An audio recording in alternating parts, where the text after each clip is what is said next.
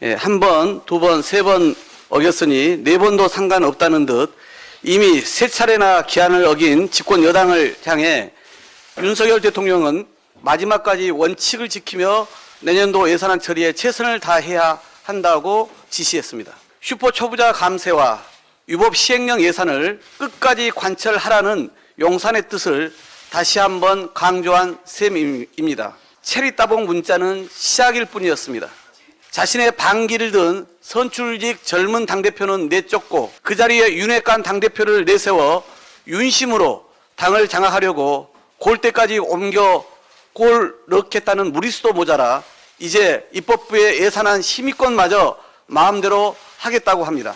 용산 아바타로 전락한 여당과 도돌이표 협상을 해봤자 대통령 겁으로 한 발짝도 움직이지 못하는 교착 상황이 길어지면서 연일 부정적 민심만 높아지고 있습니다.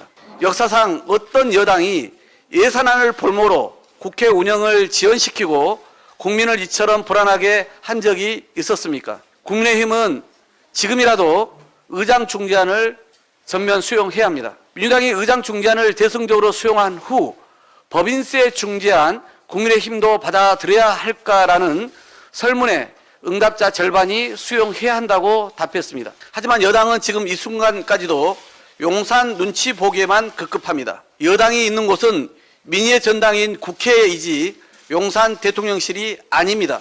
입법부 일원이라면 의장 중재안에 대한 명확한 공식 입장부터 밝히기 바랍니다. 불수용한다면 그 이유를 밝히고 떳떳하게 대안을 제시해 주십시오. 윤석열 대통령도 더는 국회의 헌법적 권한을 침해하지 말 것을 엄중히 경고합니다. 국회는 대통령의 들러리가 아닙니다. 주권자로부터 위임받은 권한을 통해 행정부를 견제하는 헌법기구란 사실을 명심하기 바랍니다. 국회의장께도 다시 요청드립니다. 더 이상 기다릴 수 없습니다. 시한을 정하고 여당이 수용하지 않는다면 즉시 본회의를 열어 의장 중재안이든 민주당 수정안이든 정부 원안이든 처리해야 합니다.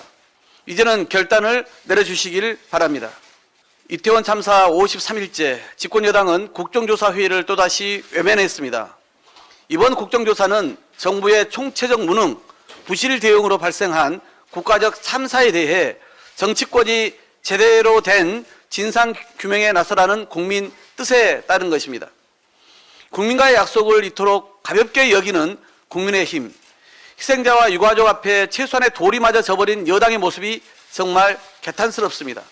진상규명 의지가 조금이라도 있다면 국조부터 여는 것이 마땅한 자세이자 도리 아닙니까? 그런데도 국정조사에 동참하기는커녕 기간 연장은 절대 안 된다며 유가족과 국민을 상대로 협박까지 하고 나섰습니다. 여당이 의도적으로 예산안 처리를 지연시켜 국정조사 기간을 허비한 만큼 반드시 상응하는 기간 연장을 관철시킬 것입니다. 지금 국민의힘은 어떻게든 참사를 정쟁으로 몰아 진실을 가리고 책임에서 벗어나려는 궁리만 하고 있습니다. 그동안의 망언도 부족해 어제도 여당 지도부는 시민대책회의를 향해 참사 영업을 하려는 것은 아닌지 우려된다라는 극언을 이어갔습니다.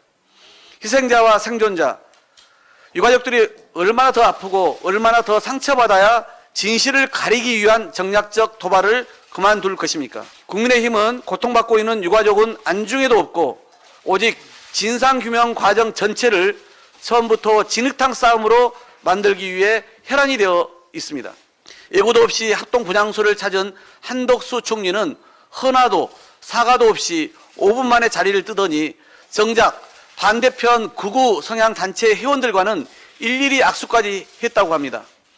누구 하나 사과도 책임도 지지 않은 윤석열 정부, 사구제마저 아무도 참석하지 않았다는 비판에 억지로 분향소를 찾은 총리는 끝내 유가족 우롱만 한 셈입니다.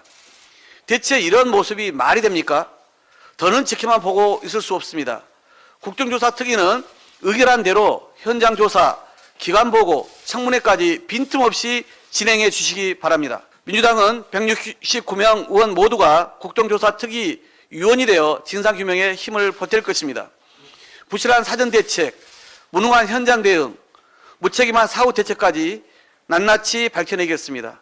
유가족과 국민이 납득할 수 있도록 진상규명과 책임자 처벌, 재발 방지 대책까지 흔들림 없이 추진해 나가겠습니다. 이상입니다.